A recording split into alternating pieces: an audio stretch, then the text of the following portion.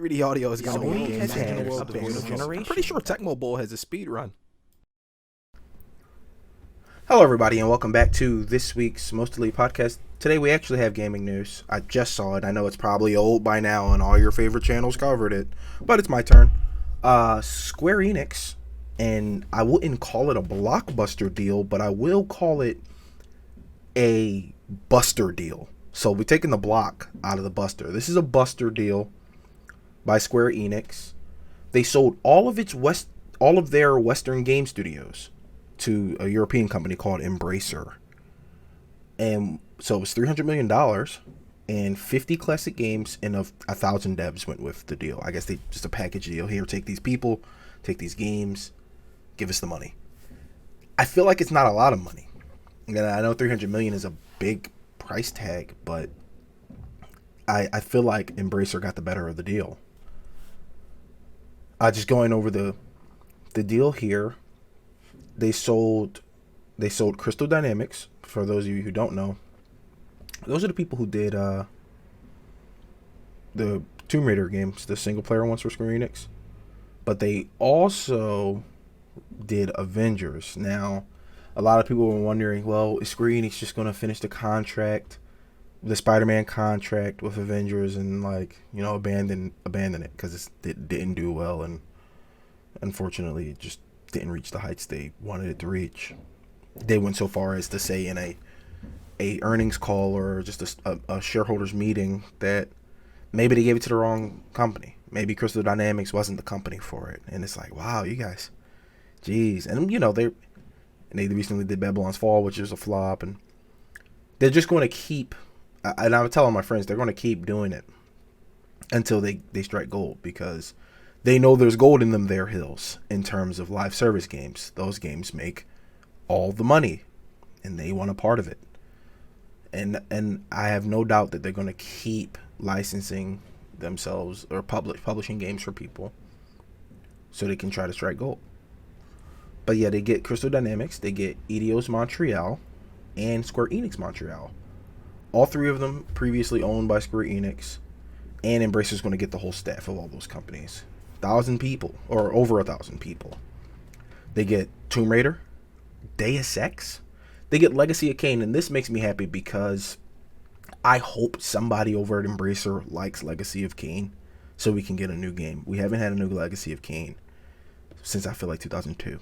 So that would be really cool.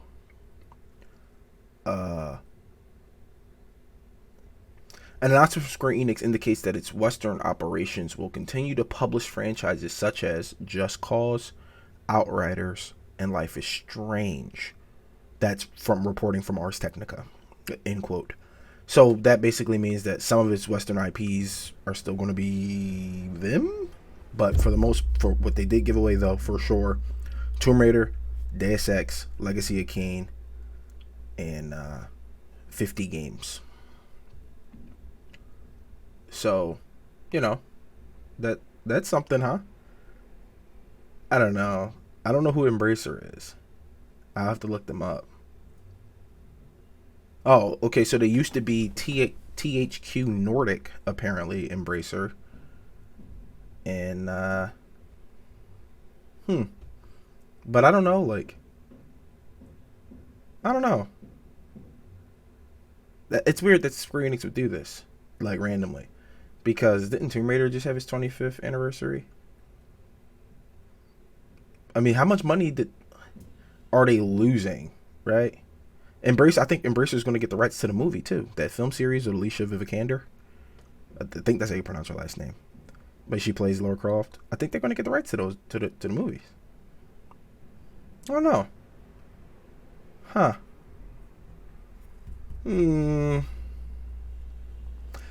I don't know.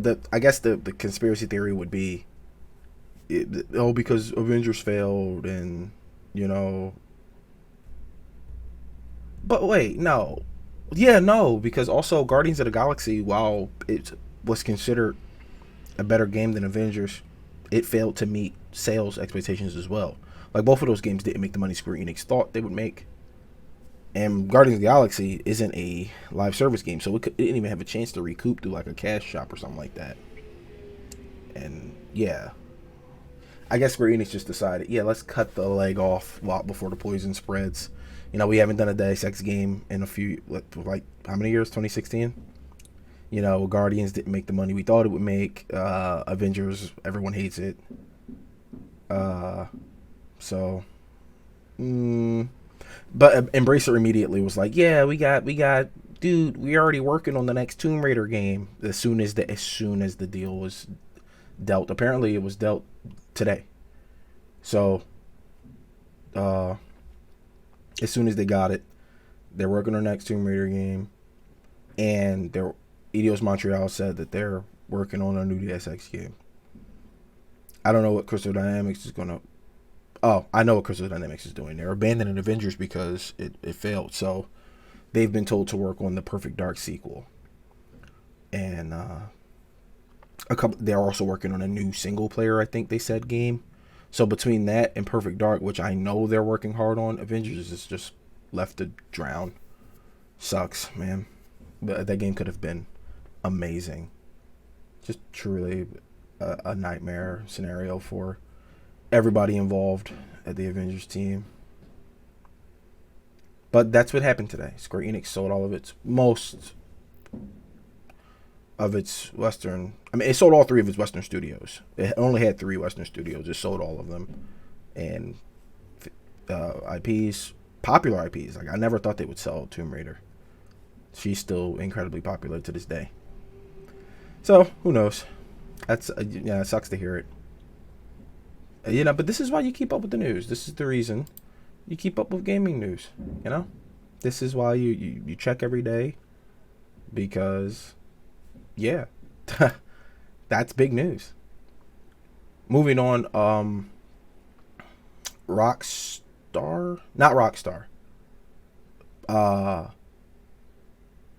the producer, lead designer, and producer Leslie Benzies from Grand Theft Auto 5. She left and found an indie studio, and she started working on a game called Everywhere. And we're getting new news from it that it's supposed to be like, okay, so from Everywhere Network tweet, it reads, real life Ready Player One, open world AAA game, multiplayer experience, multi-chapter epic narrative, user generated content in a virtual sandbox.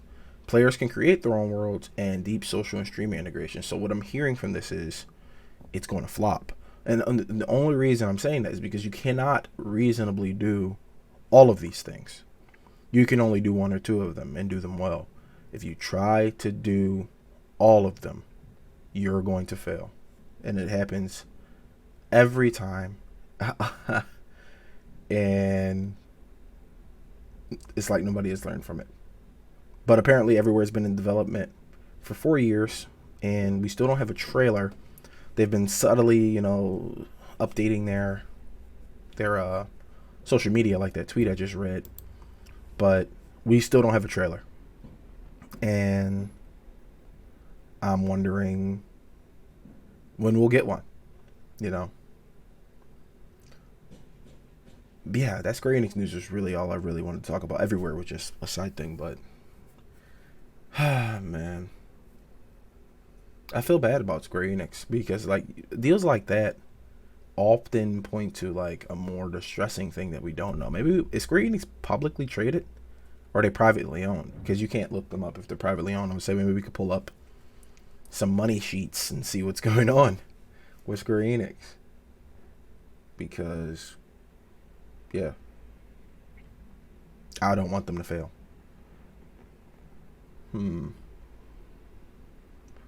Oh, Starfield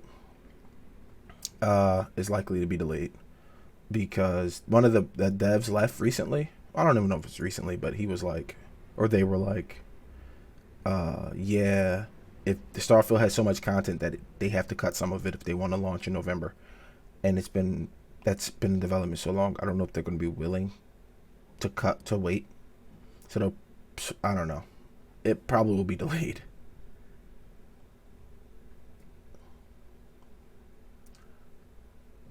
Oh man, so many. Oh, E3 was canceled, right? I talked about that in a different podcast, but um, Xbox has announced the Xbox/Bethesda conference in June. So it's their own E3. I suspect Sony will announce something and Nintendo as well. But I mean, for the past two E3s, I think they've done their own things anyway. They weren't at E3, so it doesn't matter. Pardon me for yawning. It doesn't matter that E3 was canceled because they're going to do their own expos anyway.